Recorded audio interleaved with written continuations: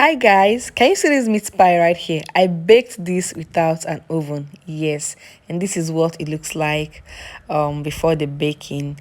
I really enjoyed this meat pie. Like if you want to know how to, bake your meat pie without oven, then this is the right video for you.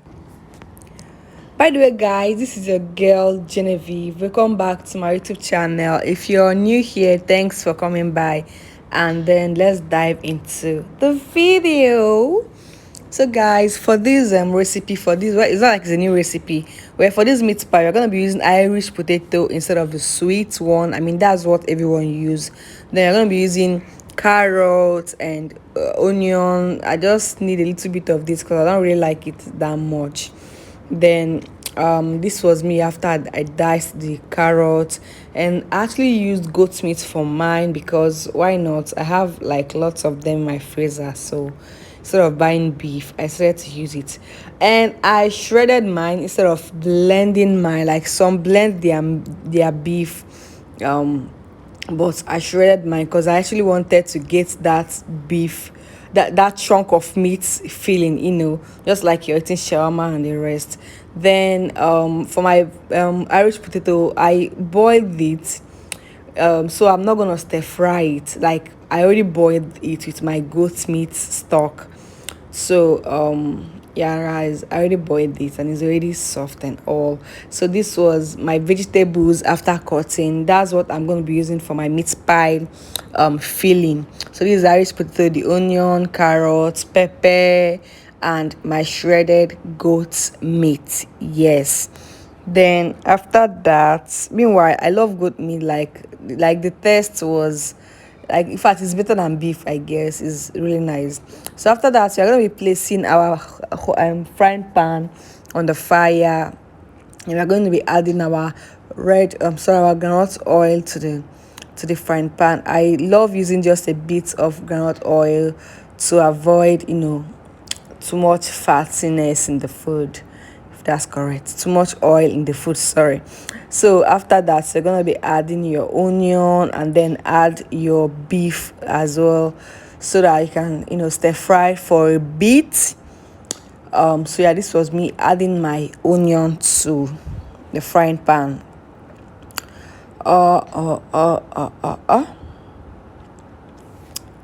Yep, I love cutting my onions just small, small, small, so that I don't see it. Cause I don't think I love seeing that. I just love doing it like just really tiny. So after that, I added my goat meat.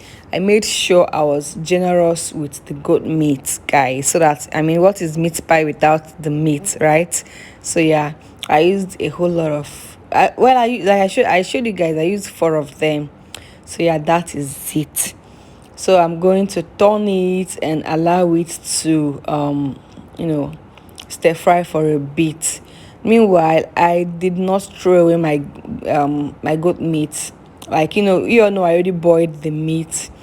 I already boiled the goat meat, and I already I already boiled the goat meat, sorry. So I'm gonna be adding the meat stock, like a cup of it. Meanwhile, I decided to get myself a set of measuring cup for this my baking career that I just started. For my family alone. Hello. So I got this measuring cups. These ones are like the cups, and there are measuring spoons. I also got this meat pile cutter. Meanwhile, you can use your plate if you don't have that. I just got it because it was 1,000 naira at the market. So yeah, this was the cup I got. They have lots of measure as perimeters and all. So I'm gonna be using a cup of 1 cup. I'm going to be using 1 cup of my goat meat stock to add to the goat meat. Yeah. So this was the goat meat stock. So I added this and I gave it a good stir. Then after everything, I also added another half cup of goat meat stock. because this one like kind of dried up and I didn't want it to be so dry. I wanted it to be yummy, yummy, yummy. No, so I added another half cup of the goat meat stock. Then I seasoned it by adding my chili pepper, sorry, my chili powder, my salt, my nutmeg, chili powder, and mangi. Yeah, I didn't add pepper because I had pepper in my vegetables. So after this, I'm now gonna add in my vegetables. That's my carrots and pepper. I mean, that's the only vegetable there, right? Well, and then this the potato. But later then I found out that my potato was actually too big. I mean, it's not like it's the meat in the. I mean, it's meat pie, not potato pie, right? So I decided to use my spoon to mash it down. But after everything, I decided to use my knife to cut it down. Behind the scene, by the way.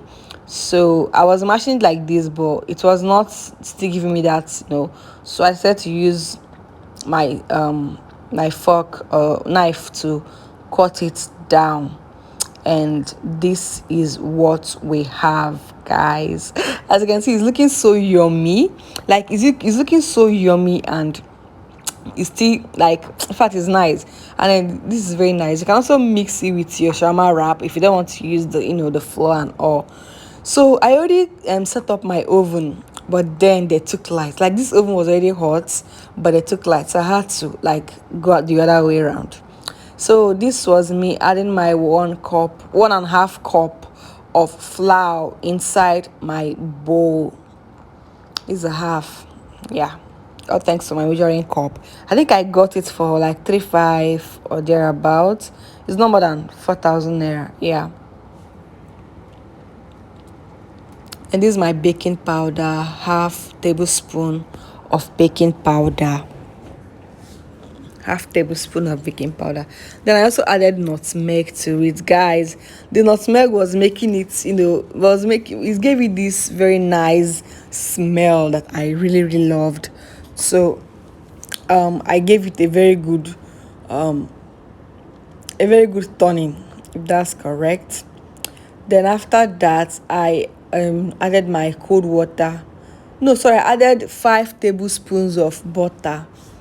Then I already added the butter. This was me turning everything, and I wanted to achieve that breadcrumb consistency, yeah, and that was it. I got it. So after that, once you have that breadcrumb consistency, you introduce your water, but add it small, small at a time.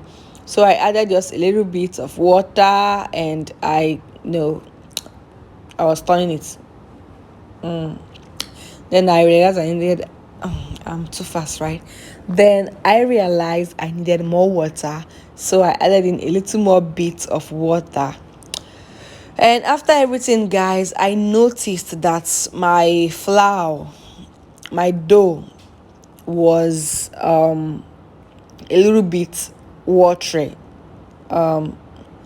So I decided to add a little bit flour to it. I'll show you guys.